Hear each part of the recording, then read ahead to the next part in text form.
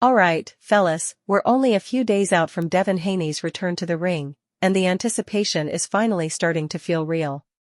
He's set to take on Brian Norman Jr. on the Ring 4 card, a stacked lineup that also features names like Benavidez and Bam Rodriguez. It's a mega event from top to bottom, but out of everything on that bill, the fight that grabs my attention the most is Haney versus Norman. And honestly, that's saying something, because Haney is walking into this one off one of the most lackluster outings the sport has seen in recent memory. That Ramirez fight was rough. Yes, he got the win on paper, but it did absolutely nothing for his reputation. If anything, it dragged him further down. Now, instead of easing himself back in, Haney is stepping directly into the fire against one of the division's most dangerous rising fighters in Brian Norman Jr. Norman is a knockout artist, a young world champion, explosive and aggressive, but still relatively untested at the highest level. That's what makes this such an intriguing matchup on paper. With the fight now only a few sleeps away, the big question becomes, does Devin Haney actually have a chance to win? And if he does, can this victory help repair the damage done to his career over the last year? Because over the past 24 months Haney has somehow become one of the sport's biggest villains. And it's strange, not often do you see the guy who didn't pop for PEDs end up being painted as the villain too, yet the Haneys managed to make it happen through a series of messy PR disasters, missteps, and extremely unfortunate choices. The hate only grew after the Ramirez fight, a performance so bad that many fans said it felt like a loss even though he officially got the W. It's genuinely been wild to watch unfold. Now, I've been pretty critical myself of some of the decisions the Haney camp has made in the last year and a half, but I will absolutely give them credit where it's deserved coming back from that Ramirez debacle. They didn't go shopping for an easy layup in the bottom half of the top 10. They didn't chase a tune-up. They went after one of the most avoided, most dangerous young fighters in the division, Brian Norman Jr. This guy isn't a big money name. He's not a safe bet. He's a real threat. And still, they signed the contract. That deserves acknowledgement. Which is why I found it confusing when True Geordie put out a video calling Haney a coward.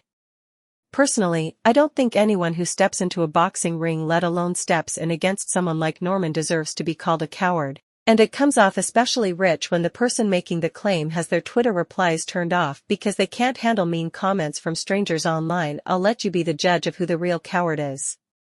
But let's focus on the fight itself. Can Norman actually beat someone as technically skilled as Haney? I think he can trouble him, no doubt about that.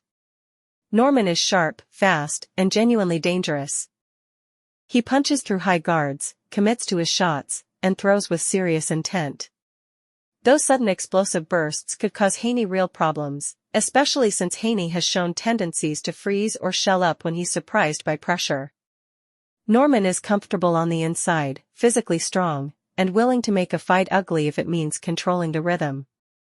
Historically, fighters who have had success against Haney did so by crowding him, breaking his rhythm, punching between his shots, and bullying him physically, all things Norman is capable of doing. But Haney's strengths run in the opposite direction, and if he can get back to his best form, they could be decisive. His discipline, distance control, timing, and patience are all elite when everything is clicking.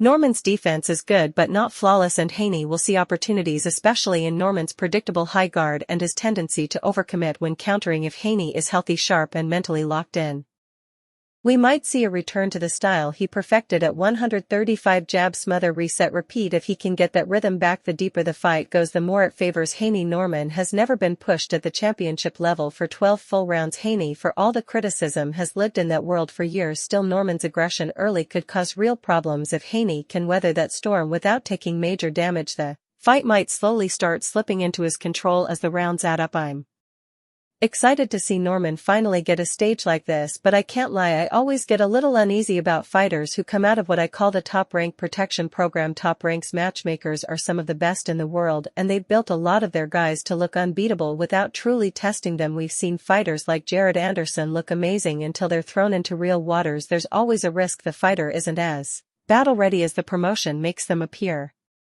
Still, Norman seems a cut above the typical example. He feels real dangerous talented, but it's something to keep in mind. This fight is truly make or break for both guys. For Haney, this is a career-saving opportunity. He must win if he wants to rebuild his image. If he gets past Norman, huge fights await him, especially the Ryan Garcia rematch, which could even be a unification if Garcia beats Barrios.